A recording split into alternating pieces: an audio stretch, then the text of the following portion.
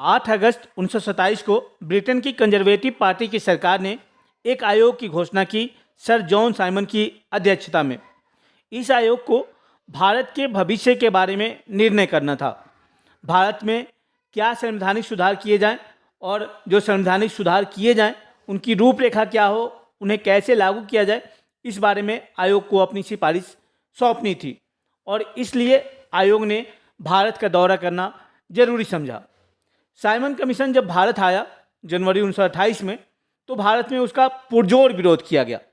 भारतीयों द्वारा Simon commission के विरोध का कारण ये था कि भारतीय संवैधानिक सुधार तो चाहते थे, लेकिन जिस कमेटी को भारत के भविष्य के बारे में महत्वपूर्ण फैसला करना था, उस कमेटी में यानी साइमन कमीशन में एक भी भारतीय नहीं थे। साइमन कमीशन के सभी सदस्य अंग्रेज थे, गोरे थे और भारतीयों द्वारा इसी कारण से साइमन कमीशन का विरोध किया गया। वैसे 1919 के भारत शासन अधिनियम में ही इस बात का प्रावधान था कि 10 वर्षों की समाप्ति के बाद इस अधिनियम के प्रावधानों में और क्या सुधार किए जाए, इसकी सिफारिश करने के लिए एक आयोग का गठन किया जाएगा।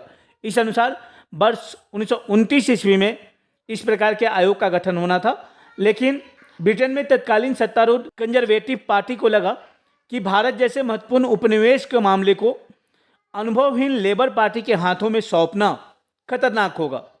उस समय तक लेबर पार्टी ब्रिटेन में अनुभवहीन थी, यानी सत्ता का उसको कोई अनुभव नहीं था। वैसे भी लेबर पार्टी का दृष्टिकोण भारत के प्रति अपेक्षाकृत नरम था।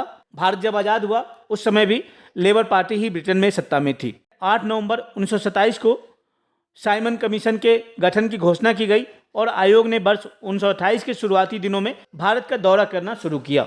दिसंबर 1927 में कांग्रेस का मद्रास में अधिवेशन हुआ था और इसी अधिवेशन में कांग्रेस ने साइमन कमीशन के बहिष्कार का संकल्प पारित किया। इस समय तक वातावरण इतना उत्तेजनापूर्ण था कि जवाहरलाल नेहरू ने एक प्रस्ताव रखा कि कांग्रेस का लक्ष्य पूर्ण स्वराज होगा और यह प्रस्ताव एक झटके में पारित हो गया।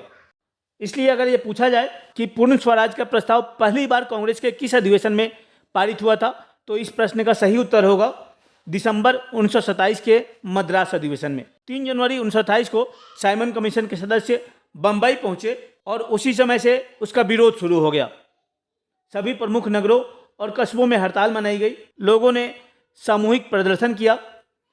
जगह जगह पे साइमन कमीशन को काले झंडे दिखाए गए। साइमन कमीशन जहां भी गया, कलकत्ता, लाहौर, लखनऊ, विजयवाड़ा, पूना, सभी स्थानों पर विशाल जनसमूह ने साइमन कमीशन का विरोध प्रकट किया।